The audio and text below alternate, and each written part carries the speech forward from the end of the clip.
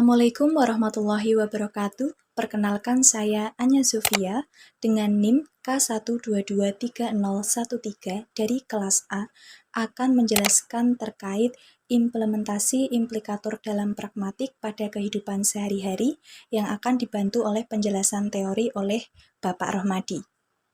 Sebelum memasuki pembahasan implikator dalam pragmatik lebih jauh lagi, saya akan menjelaskan terkait makna tersurat dan juga makna tersirat terlebih dahulu. Maksud dari makna tersurat merupakan makna yang lugas dinyatakan dalam sebuah kalimat. Contohnya seperti, Riko sedang tidur di kamarnya. Dalam hal ini memang bermakna benar-benar Riko itu sedang tidur di kamarnya. Selanjutnya terkait makna tersirat yaitu makna yang tersembunyi dalam sebuah kalimat. Contohnya seperti jam sudah menunjukkan pukul 11 malam. Dalam hal ini ada makna tersembunyi yaitu sudah waktunya untuk tidur atau sudah waktunya untuk pulang. Berkaitan dengan penjelasan tersebut, implikator lebih merujuk pada makna tersirat karena terdapat makna implisit di dalamnya. Kalau kita lihat implikator, ini kalau kita merujuk istilahnya Grace, ya, Grace 1975 itu dalam tulisannya Logic and Conversation, ya, ini menjadi bagian yang tak terlepas bahwa implikator itu muncul bukan dari makna literal kalimat, jadi bukan makna langsungnya, melainkan dari apa yang dimaksud penutur di balik kata-katanya. Selanjutnya, dalam implikator terdiri atas berbagai maksim. Maksim yang pertama yaitu maksim kerjasama yang terdiri atas maksim kualitas dan juga maksim kuantitas. Yang kedua ada maksim relevansi dan yang ketiga ada maksim cara. Pada kesempatan kali ini saya akan menjelaskan terkait implementasinya dalam kehidupan sehari-hari dan selanjutnya penjelasan terkait teori akan dipaparkan pada video Bapak Rohmadi. Yang dikatakan Chris tadi bahwa maksim ini ada maksim kerjasama, ya. Ini maksim kerjasama ini tentu dalam komunikasi ada maksim kualitas, ya, ada maksim kuantitas, ya, ada maksim kuantitas. Maksim kuantitas ini kalau kita lihat terminologinya bahwa berikan informasi secukupnya, ya, berikan informasi secukupnya, tidak kurang dan tidak berlebihan. Lalu ada yang kedua maksim kualitas, ya. Nah, maksim kualitas ini bisa kita lihat, katakan hal yang benar dan dapat dibuktikan berdasarkan fakta dan data empirik. Jangan mengatakan sesuatu yang kamu tahu salah atau tanpa bukti kuat. Yang pertama, terkait maksim kerjasama yang terdiri atas maksim kualitas dan juga kuantitas. Saya akan menggambarkannya dalam suasana keluarga. Yang pertama yaitu maksim kualitas. Ketika ibu berkata dan bertanya, di mana remote TV? Kemudian sang anak menjawab, ada di atas meja. Jawaban dari sang anak sudah menunjukkan informasi yang cukup, tidak ada penambahan maupun pengurangan informasi. Selanjutnya contoh pada maksim kuantitas, yaitu ketika ibu bertanya, apakah ayah sudah pulang? Kemudian sang anak menjawab, sudah, motornya sudah terparkir di depan rumah. Jawaban anak ini menggambarkan bukti yang menunjukkan bahwa sang ayah sudah pulang dan berada di sekitar rumah. Maksim relevansi, ya. Maksim relevansi, ini ujaran harus relevan dengan topik pembicaraan. Yang kedua, terkait maksim relevansi. Contohnya akan digambarkan dalam suasana masyarakat, yaitu ketika Bu Lilis bertanya kepada Pak Seto, apakah balai desa sudah buka? Kemudian Pak Seto menjawab, pintunya sudah terbuka sejak tadi. Implikatornya di sini bermaksud bahwa balai desa memang sudah buka jam kerjanya. Kemudian yang kedua, misalnya ketika Bu Lilis bertanya, Pak, apakah ada dompet yang jatuh di sini tadi? Kemudian Pak Seto menjawab, yang jatuh harga cabai. Dalam hal ini, implikatornya bermaksud untuk humor dan merujuk pada sebuah sindiran. Maksim cara, ya.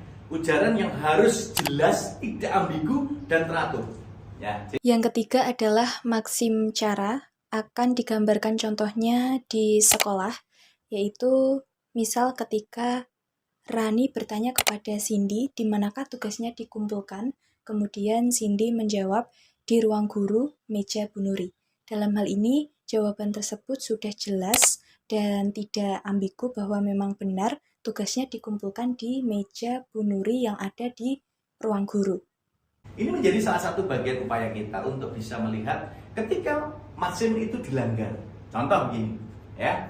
Pelanggaran ini membuat pendengar menafsirkan makna tersirat dari tuturan itu. Yang selanjutnya akan dijelaskan terkait contoh pelanggaran maksim. Di sini diambil maksim relevansi dengan gambaran suasana di pemerintahan.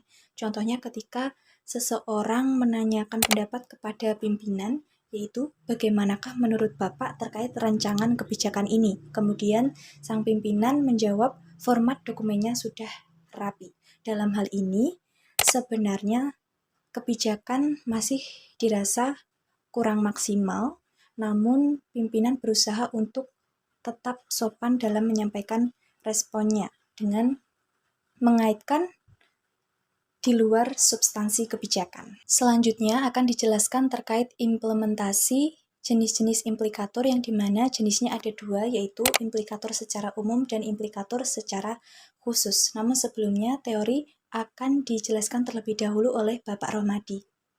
Implikator percakapan itu kalau dilihat jenis-jenisnya itu sangat tidak bergantung pada konteks khusus, tetapi ini menjadi bagian yang kita lihat pada aspek umumnya. Jadi ada implikator percakapan umum, jadi yang betul-betul umum. Jadi tidak hanya konteks khusus tapi maknanya luas, atau yang sering saya katakan dengan konteks kesemestaan.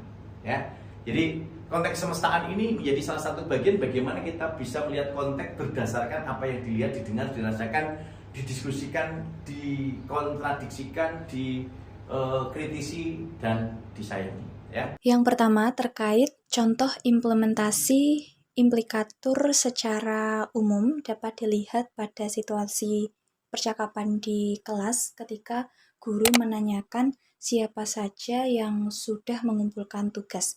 Dalam hal ini memiliki maksud bahwa masih ada banyak siswa yang belum mengumpulkan tugas. Situasi ini dapat dipahami secara umum konteksnya oleh siswa. Implikator percakapan khusus yang kedua, implikator percakapan khusus. Ini implikator yang hanya bisa dipahami dalam konteks tertentu. Jadi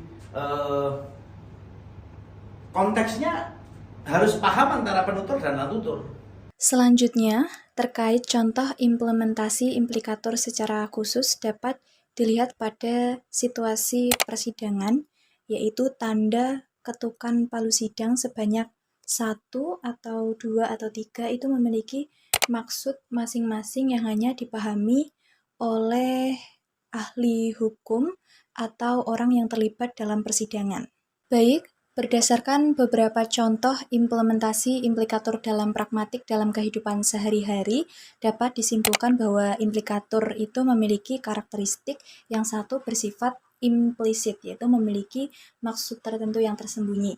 Kemudian yang kedua dapat dibatalkan dengan mengalihkan tujuan pembicaraan.